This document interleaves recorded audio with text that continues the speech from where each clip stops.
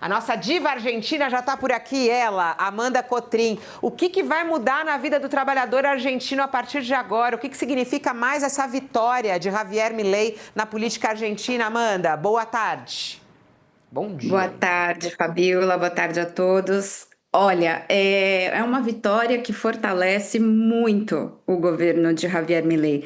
Se a gente olhar em perspectiva, assim, dar uma olhadinha no retrovisor, quando ele começa, né, como presidente ali no comecinho de 2024, e ele já começa, né, com as reformas econômicas de choque, derrogando várias leis importantes, e a gente viu uma resistência muito grande a essas primeiras medidas, né? Ao longo dos 2 anos, o cenário que eu consigo fotografar para quem está acompanhando a gente é que as políticas que o Milei prometeu na campanha, elas foram avançando, seja por decreto, seja por meio do Congresso, e a resistência foi retrocedendo, né? Foi perdendo fôlego. E o que a gente viu ontem foi uma vitória bastante contundente para o governo Milei. Essa reforma trabalhista era promessa de campanha dele. Claro que alguns pontos o governo precisou retroceder para conseguir passar no Senado e depois passar na Câmara, mas o principal ele conseguiu, né? Então, o que vai mudar para o trabalhador? Por exemplo, quando ele for demitido sem justa causa, as indenizações agora vão diminuir bastante, né? Isso é bom para o empregador. Esse é o argumento do governo, mas isso é muito ruim para o trabalhador, esse é o argumento dos sindicatos, porque agora vai ficar de fora, por exemplo, o 13º salário, as férias, as bonificações, tudo isso está fora das rescisões de contratos sem justa causa. E isso, claro, impacta bastante o dinheiro que o trabalhador vai receber quando ele for demitido.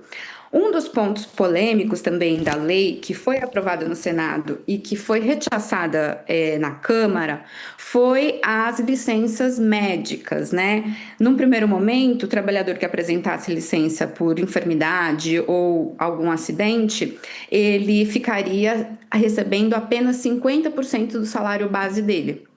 Esse trecho foi retirado, então, sendo assim, ele volta a receber 100% do salário base. Agora, o pagamento dele vai poder ser em guarani, que é a moeda no Paraguai, em real, em peso argentino, em dólar. Isso vai ser acordado com o empregador e o funcionário, né?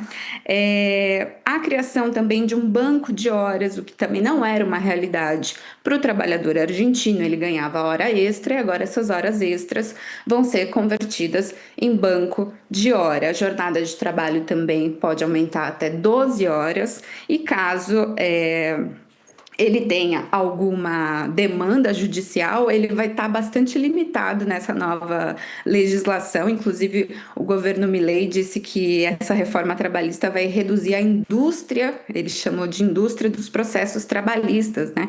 Que na Argentina o direito do trabalho é algo bastante significativo, né? Com a nova reforma, o direito à greve também é bastante restringido, porque agora aumentaram os setores de produção da sociedade que não vão poder parar quando fizerem greve, ou que vão poder parar só 75% vai ter que seguir. Então, antes, por exemplo, saúde e educação tinha que manter 75% do serviço. Agora, expandiu para outras áreas, como setores administrativos, água, trabalhadores dos setores de energia elétrica, então aumentou isso, restringindo então o direito à greve. Também restringiu e limitou, na verdade, a ocupação de fábricas. Agora não vai poder ocupar fábrica, isso vai ser considerado uma infração bastante grave com punição.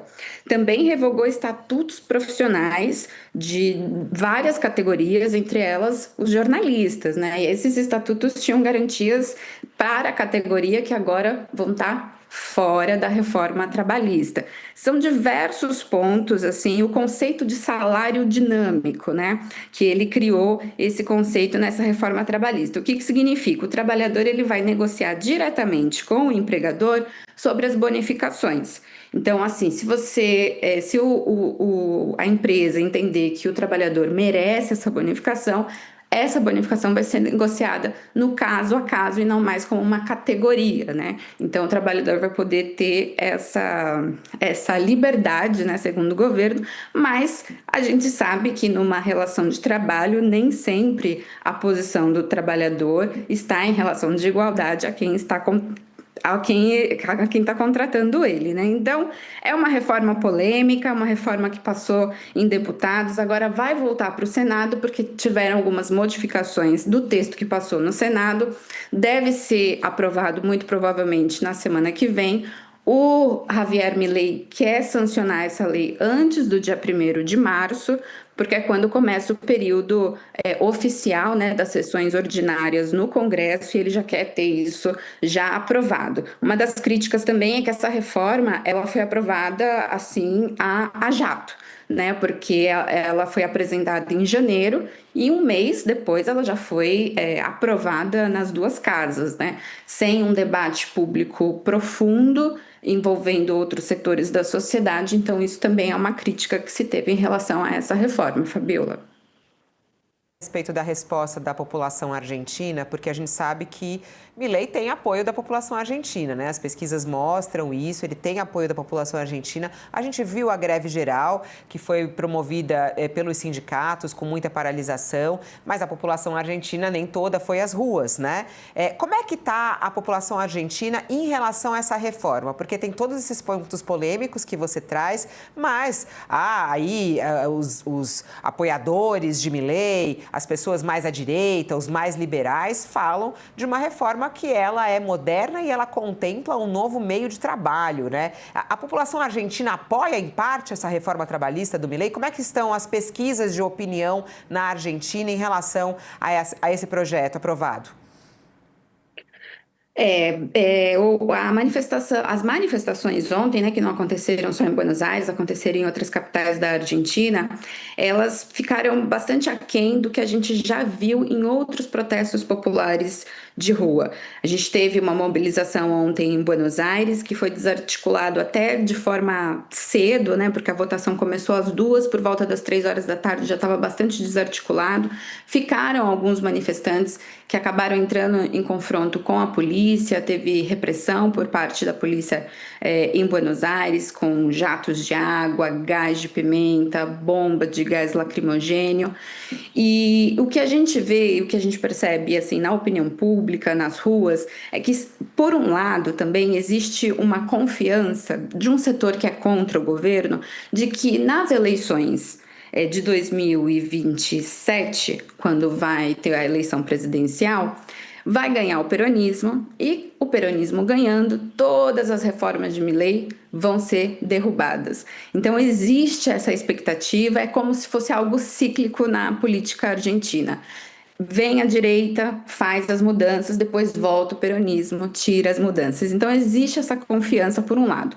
Por outro, existe o apoio da população que votou no Milei e que acredita que a Argentina, que tem uma legislação trabalhista ultrapassada, segundo eles, né, de mais de 40 anos, e que ela deveria ser adaptada à realidade atual do teletrabalho, da modernização, da tecnologia. O que os sindicatos dizem é, sim, precisaria ser modernizada a legislação, mas não essa modernização, porque essa retrocede em direitos. Mas também existe a especulação de que o trabalhador só vai se dar conta mesmo quando essa reforma for para a prática e ele vê que os direitos que ele tinha não existem mais. Fabiola.